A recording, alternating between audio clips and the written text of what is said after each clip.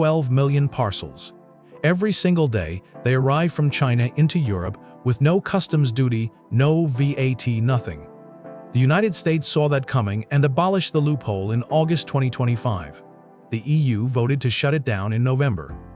But Britain still hasn't budged. I'm David, and the reason why reveals something much bigger about how the world is splitting apart.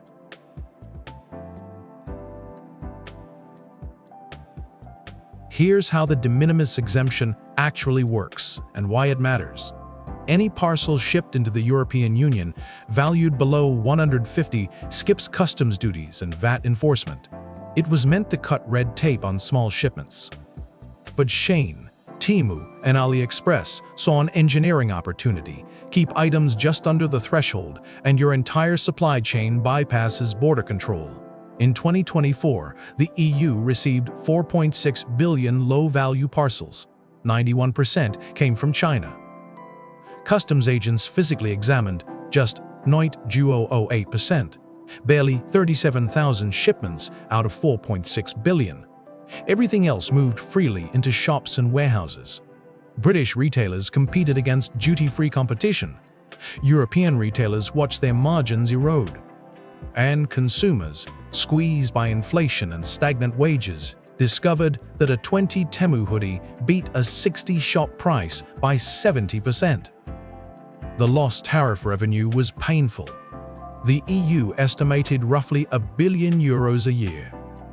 But what really alarmed regulators was the acceleration curve. Chinese platforms were scaling parcel volumes faster than customs could process them. Something had to give, and in 2025, it did. First, the United States moved.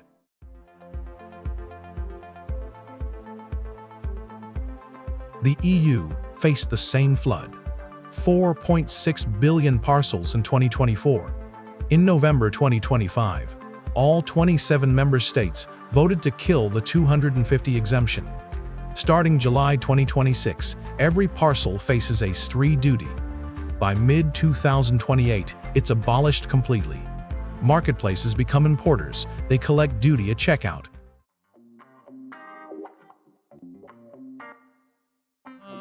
August 2025.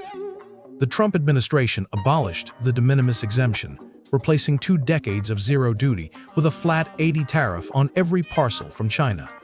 The logic was brutal. A phone imported by Walmart gets taxed. A 20 Shein order shouldn't get a free pass. American retailers had been bleeding margin. For nearly a decade, the old 800 threshold had let Chinese platforms dump inventory straight into the US market untaxed.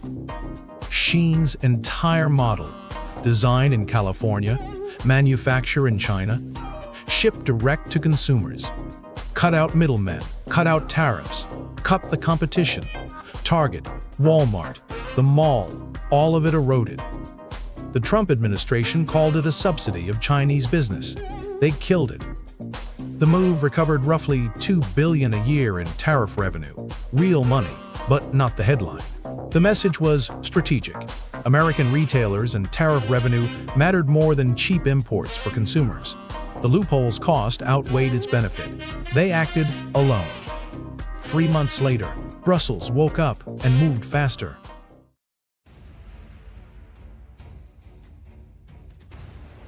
The EU faced the same flood. 4.6 billion parcels in 2024.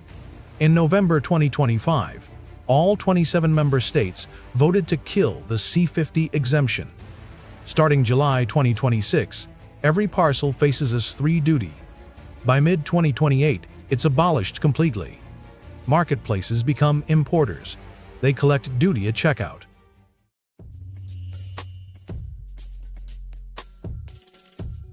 While Washington and Brussels moved decisively, Westminster sat still. The UK's threshold is 135, slightly lower on paper than Europe's 150, but the government proposed no change until March 2029, 4 years slower than the US, 3 years slower than the EU. The delay mattered because Britain now operated under separate post-Brexit customs rules, uncoordinated with Brussels. Shein and Temu saw the opening immediately. Fewer scrutiny barriers, lower duty enforcement, easier market access. British retailers, the same ones bleeding margin to this competition, had been lobbying government since April 2025, pleading for an exemption cut. Store closures mounting, jobs at risk, margins crushed by 70% undercuts from China. The government promised to study the issue. Until 2029, something else was keeping them from moving.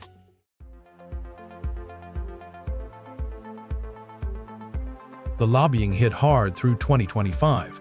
British retailers made their case plainly. The de minimis loophole was killing them. Shein operated on 90% margin, while traditional retailers labored at 30%. A Topshop jumper at 60 competed against a Shein clone at 12. American retailers got relief in August. Why were British retailers left to bleed? The Retail Trade Association warned that continued delay meant hollowed-out high streets, redundancies, collapsed investment in domestic retail. We are losing out to companies that don't compete on quality or service, only on price engineered through our own customs system, they told Westminster. The government nodded, then ignored them. Something was preventing them from moving.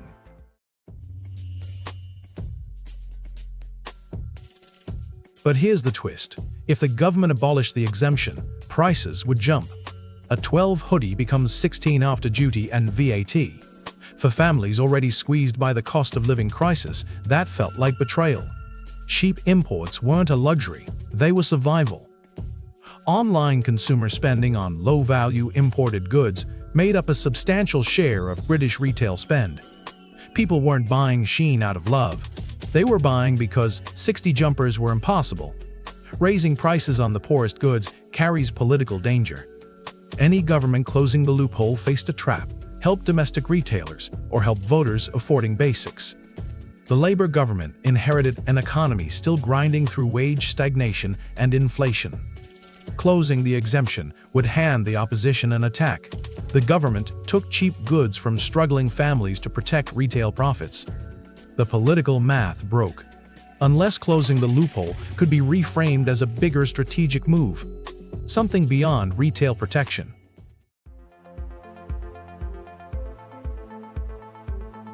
Three paths exist. First, make marketplaces themselves, importers, matching the EU model, hardest to build, strongest enforcement. Second, lower the threshold to buy 150, simplest regulatory fix, but doesn't stop undervaluation. Third, require customs bonds, splitting the difference. None are frictionless, but all would align Britain with the US and EU.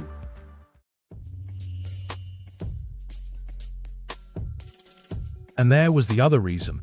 The UK hesitated. In January 2025, Chancellor Rachel Reeves revived the UK-China economic dialogue after a 5-year break. Then, in early 2026, Prime Minister Keir Starmer met President Xi Jinping for what was described as a warm and productive reset. The two countries agreed to explore market access in financial services and trade, with plans to unlock up to $1 billion in value for the UK economy over 5 years. Britain was betting on engagement with China, not de-risking from it. This diverged sharply from Washington and Brussels. The Trump administration and the EU both pursued de-risking strategies, reducing China dependency, fragmenting supply chains, building economic fortress. Britain, free of EU constraints post-Brexit, chose differently. Chinese investment and market access were worth more than retail protection. The de minimis exemption, still flooding cheap parcels into British ports, was a small political price to signal to Beijing, "We are not your adversary, we are open."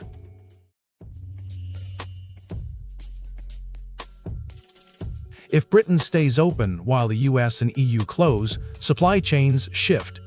Chinese exporters route shipments through the UK, knowing parcels cleared there can move into Europe under trade agreements. British ports become re-export hubs. Warehouses fill with volumes, harder to inspect, easier to manipulate. British retailers don't win from this outcome. They're still crushed. They just now compete against a system optimized around their own ports. The bigger risk is regulatory divergence. Britain spent years aligning with Western allies on trade and standards. Now, on one of the fastest-growing commerce channels, the UK is drifting separate. The government is betting market access and goodwill with China are worth the cost. History suggests that bet rarely pays off. Supply chains are resilient, short-term, fragile long-term. And if the UK stays the outlier, it doesn't get cheaper goods for consumers or protected retailers. It becomes everyone else's loophole. The UK's delay reveals something bigger: the bet that China access is worth splitting from your closest allies. Like and subscribe to Vivid Box HQ. I'm David. See you tomorrow.